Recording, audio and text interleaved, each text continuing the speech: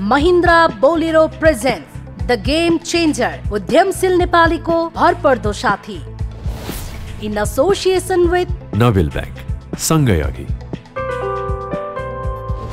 Powered by Citizen life insurance समृद्धि तपाईको साथ हाम्रो supported by CE Construction Private Limited since 1992 onlinecover.com The Game Changer. Namaste and welcome to the brand new episode of Mahindra Bolero presents The Game Changer in association with Nobel Bank, powered by Citizen Life Insurance, supported by CE Construction and onlinecover.com. Mahu Rita Katel. The Game Changer. सुनौलो भविष्यको सपना बोकेर विदेशिएका खोजराज कटवालले विदेशको बसाइमा निकै दुःख र हन्डरहरू सहनु पर्यो। तर सँगसँगै उनले त्यहाँ आधुनिक ढङ्गबाट गरिने कृषि प्रविधिको सहयोगले कसरी सरल र सहज बनाउन सकिन्छ भन्ने कुरा सिक्ने अवसर पाए। 13 वर्ष लामो भोगाई र अनुभव पश्चात उनले इजरायल प्रविधिको थोपा सिँचाइ नेपाल भित्र्याए र सँगसँगै उनले आफ्नै देशमा अन्य कृषिका उपकरणहरू उत्पादन गर्दै आइरहेका उनले नेपाली कृषकहरूलाई सिँचाइको माध्यमबाट कृषिका कार्यहरू थप सहजीकरण गराउनुका साथसाथै नेपालको औद्योगिक कृषिमा समेत ठूलो योगदान दिँदै आइरहेका छन्। आजको गेम चेन्जरको श्रृङ्खलामा हेरौं खोजराज कटवालको सफलताको यो कथा। The Game Changer.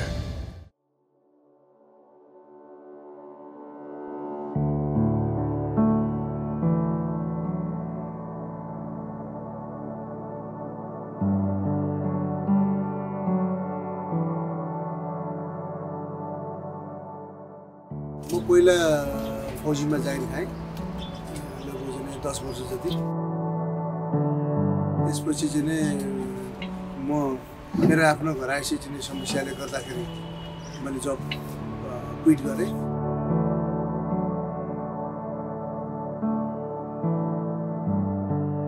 त्यसपछि चाहिँ म अनि विदेश गएँ। पहिला साउदी अरब गएँ, 5 वर्ष त्यहाँ काम गरेँ। त्यसपछि दुबई गएँ। त्यसपछि गएर म दुबईबाट फर्केर आइसकेपछि मेरो अन्तिम कन्ट्री चाहिँ म इजरायल गएर काम गरेँ।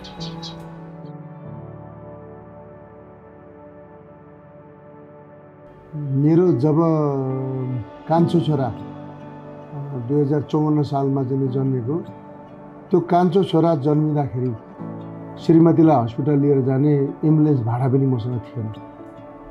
श्रीमती भित्र छटपटाइ रहेको हैन, मसँग गोजीमा एम्बुलेन्सलाई तिर्ने भाडा पनि थिएन। अब हस्पिटलको चाहिँ खर्चको त त्यो अर्कै पाटो भइगयो हैन। त्यतिखेर म धेरै टुक्रेको थिएँ।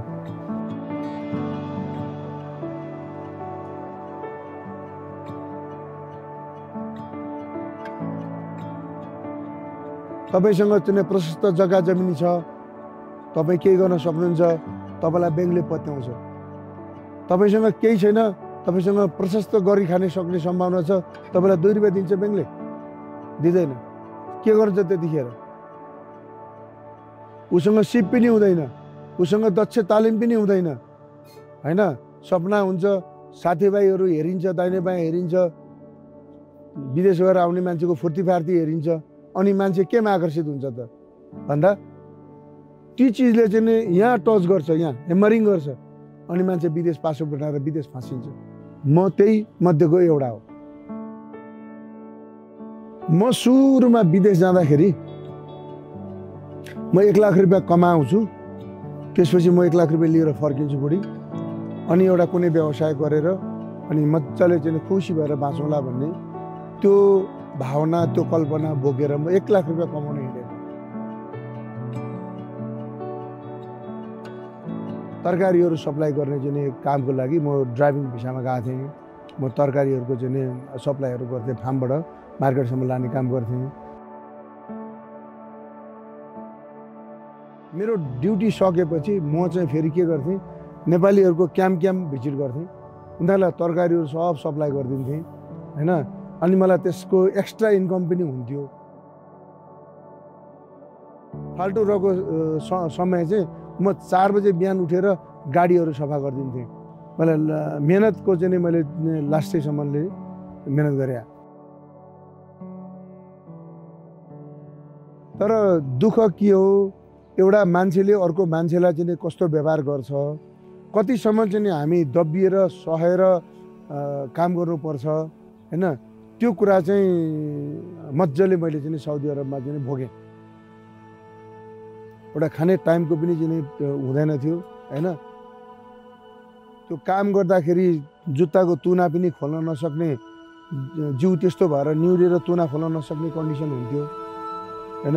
अनि त्यो सुक्खा रोटी र दहीसँग चाहिँ त्यो भेडा बाख्राले खाए जस्तो चाहिँ त्यस्तो खानाहरू खाएर चाहिँ दिन बिताइयो। अब घर परिवार सबै छोडेर विदेश बसेको हुन्छ हैन।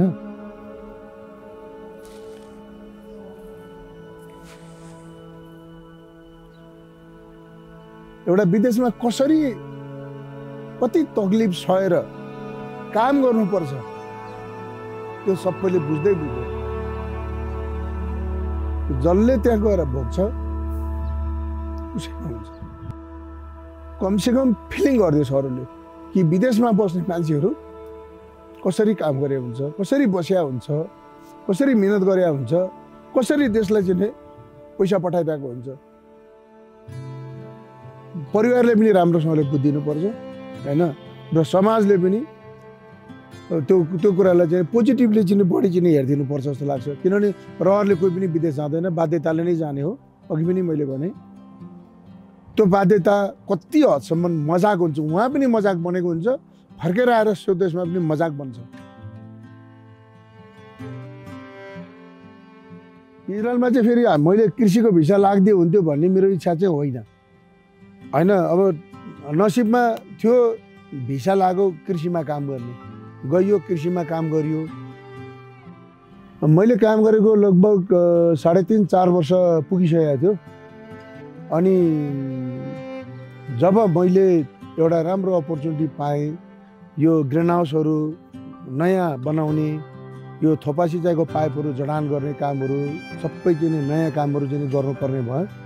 त्यो काम गरिसकेपछि चाहिँ अनि मेरो दिमागमा त्यतिखेर चाहिँ के अरे लाग्यो, यो प्रविधिले चाहिँ कृषि गर्दाखेरि यो बालुवामा यति राम्रो खेती हुन्छ भने मेरो देशमा किन हुँदैन? त्यहाँ त प्रविधि नभएर पो त जोत्नुपर्ने बिहानभरि दिनभरि यति यति चाहिँ मेलो नसर्ने, त्यो मेलो त त्यहाँ त 1 मिनटमा चाहिँ ट्र्याक्टरले जोतिदिन्थ्यो हैन। कुलो लाउन राति उठेर 12 बजे राति उठेर चाहिँ जानुपर्ने खेतमा, त्यहाँ त थोपा सिँचाइको पाइपले जरा जरामा पानी हालिदिन्थ्यो।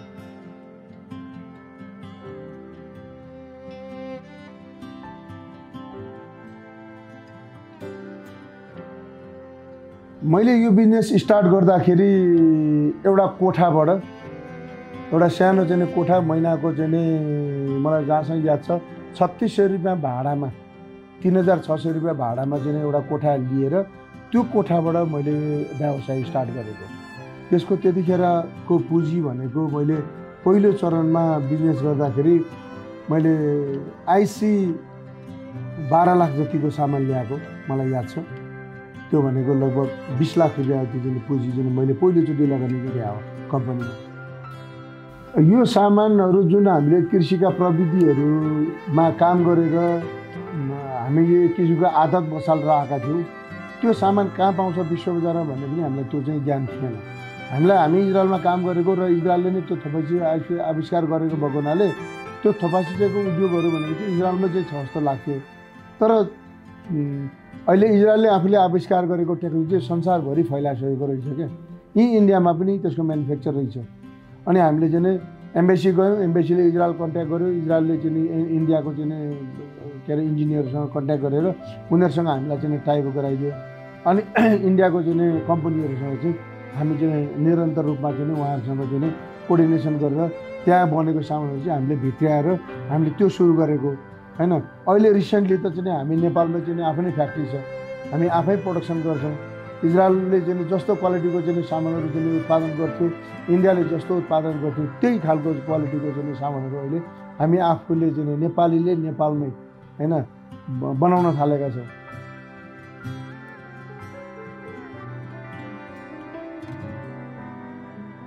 मैले चाहिँ अब मेरो चाहिँ टोटल फोकस भनेको एग्रिकल्चर फिल्डमै हो होइन। एग्रिकल्चर फिल्डमा चाहिँ अब मैले कतिवटा आफ्नो देशमा बनाउन नथालेका या बनाउन नसकेका टेक्नोलोजीहरू मैले अलिकति आयात पनि गर्छु। र अहिले मेन बिजनेसहरू भनेको चाहिँ थोपा सिँचाइको पाइपहरू, ग्रिन हाउसको स्ट्रक्चरहरू, मल्चिङ प्लास्टिकहरू, ग्रिन नेटहरू होइन, अनि यो ग्रो ब्यागहरू, यस्ता चाहिँ पपुलर चाहिँ ब्रान्डका चाहिँ सामानहरू चाहिँ अहिले हामी नेपालमै चाहिँ चितवनमा र चाहिँ बुटवलमा हामीले चाहिँ आफैले चाहिँ उद्योग खोलेर चाहिँ उत्पादन गर्न थालेका छौँ।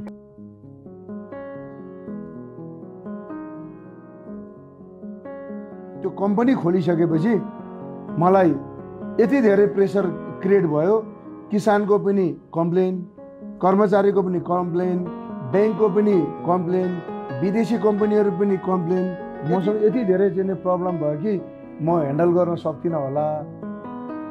एकपल्ट म ब्याक हुने कन्डिसनमा पनि म पुगिसकेको थिएँ होइन, मेरो मन हरेस खाइसकेको थियो।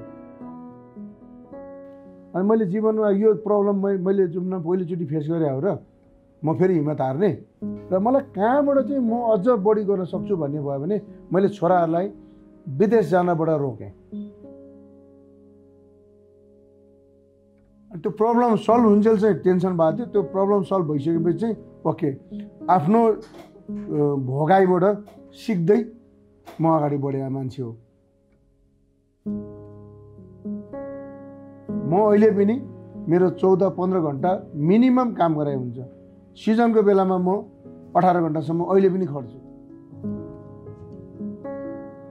मेरो काम मैले नै जो राम्रोसँगले गरिनँ, उत्साहित भएर गरिनँ भने मेरो अरू टिमले कसरी चाहिँ उत्साहित भएर काम गर्छ भन्ने मलाई लाग्छ क्या।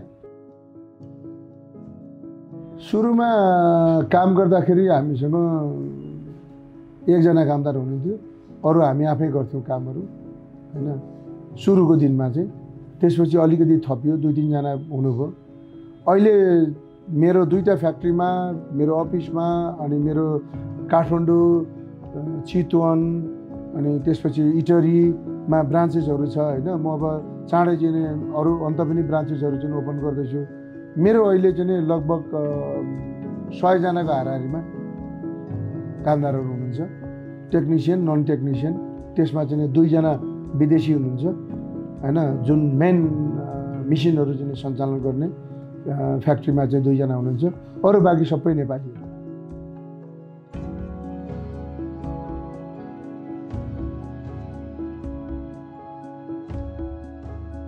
अहिले यसपालि चाहिँ हामीले लगभग ठ्याक्कै चाहिँ रिपोर्ट आइसकेको छैन, तर हामी 25 र 30 करोडको हाराहारीमा छौँ।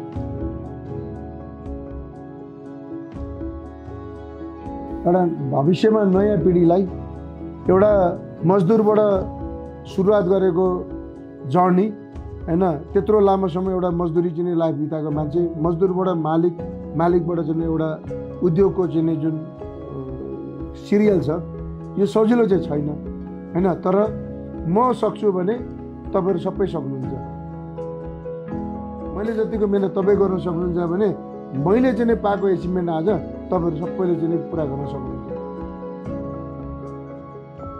मैले कुनै पनि काम स्टार्ट गरेँ भनेदेखि त्यो कामलाई त्यो टुङ्गामा चाहिँ नपुर्याइकन होइन, त्यो 1बाट स्टार्ट गरेकोलाई मैले 100 नपुर्याइकन म छोड्दिनँ। त्यो काम विश्राम लिने चाहिँ आदत छैन मेरो सफलताको सूत्र भन्नुहुन्छ भने पनि, कारण भन्नुहुन्छ भने पनि त्यही हो।